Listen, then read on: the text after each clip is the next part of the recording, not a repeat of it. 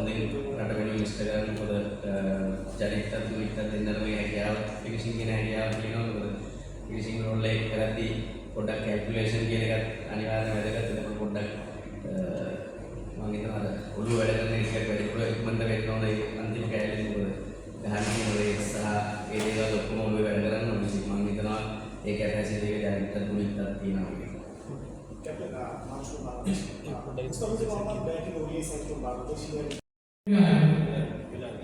මිලන් ගහන ලොකු chance එකක් තියෙනවා ඒ තරගේ.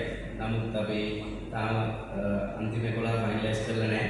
අර මම කිව්වාගේ ගොඩක් වෙලාවට අපිට ෆයිනලයිස් කරන්න තියෙන්නේ ෆාස්ට් බෝලින් මුලින් කියන ෆාස්ට් බෝලර්ස්ලා ගැන අපිට ඉතින් දැන් අර කිව්වාගේ ගොඩක් හොඳ ෆාස්ට් බෝලින් විකට් මට ඉන්නවා ඉතින් කණ්ඩායමට අපේ රටට. ඉතින් ඒක මට කෝච් සිලෙක්ටර්ස්ලා ඇත්තටම හොඳ හෙඩේක් එකක්.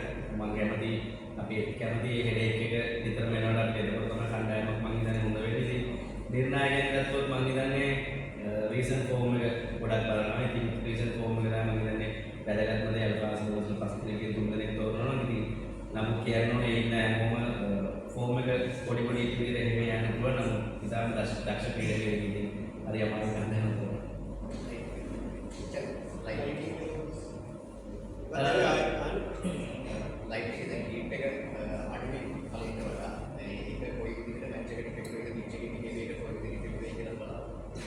ඇත්තටම ලොකු අයිඩියා එකක් මට ඒකන මම කුරුදාක දෙකක් ක්‍රීඩා කරා මේ ලයිට්ස් වල. ඉතින් ෆීල්ඩ් එක ට්‍රැක් කරද්දී වෙනසක් තියෙනවා. ලයිට්ස් වල ආලෝකය වැඩි කලින් ඒවාට වැඩි. ඉතින් තාම මට කියන්න බෑ හරියටම බෝලෙට අnder ලයිට්ස් මොනවා වෙන්නේ කියලා. ෆයිනල් ටු කැප්ටන් සිලෙක්ටර්ස්ලා සහ කෝච් කියන තුන්වලගේ සාමූහික තීරණයක්. ඉතින් මට කැමති දේ ඔයලා කරන්න හම්බෙන්නේ නැහැ.